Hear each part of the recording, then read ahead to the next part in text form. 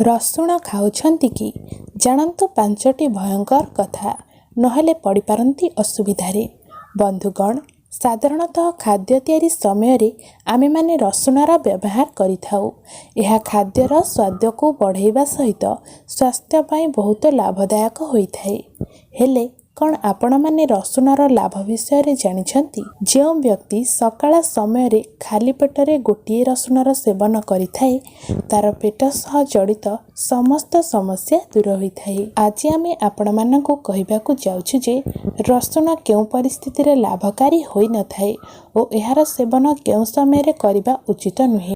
एपरि समय जदि आपण रसुण खाउछन्ति ताहले बंधुगण आसंतु जानिबा एहा विषय रे। जो व्यक्तिर रक्त रे हिमोग्लोबिन र परिमाण कम रही थाए से माने रसुणर सेवन करिबा उचित नुहे, कारण एहार अधिक सेवन हेतु आपणकु हिमोलाइटिस एमोनिया होई पारे। तेणु एहीपरि परिस्थिति रे आपण अधिक रसुण सेवन करंतु नाही। जो पिलांकर रक्तचाप कम अछि सेमानकु रसुणर सेवन करिबा उचित नुहे, कारण रसुण आपणक रक्तचाप को कम कराई थाए एवं कम रक्तचाप हेतु व्यक्तिर जीवन मध्य जाई पारे। जदि कौनसी महिला गर्भ निरोधक मेडिसिन र सेवन करुछन्ति ताहेले सेमाने अधिक रसुणर सेवन करंतु नाही, कारण रसुण और गर्भ निरोधक मेडिसिन अधिक खाइले शरीर गरम हो जाई थाए, ताहा शरीर पाई हानिकारक अटे। जदि कौनसी महिला गर्भवती अछंती ताहेले सेमानकु अधिक रसुण सेवन करिबा उचित नुहे, कारण एहार अधिक सेवन रे यह गर्भपात समय रे विपद सृष्टि करि पारे।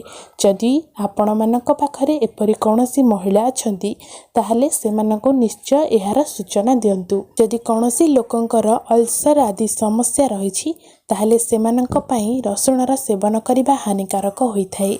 अधिक रसुणर सेवन करिले समस्या बढ़ी पारे, तेणु एही समय रे अधिक ध्यान देबा निहाती आवश्यक। तेणु आपण माने एथिपाई सतर्क रुहंतु और अन्य मानकु एहार सूचना निश्चय दियंतु।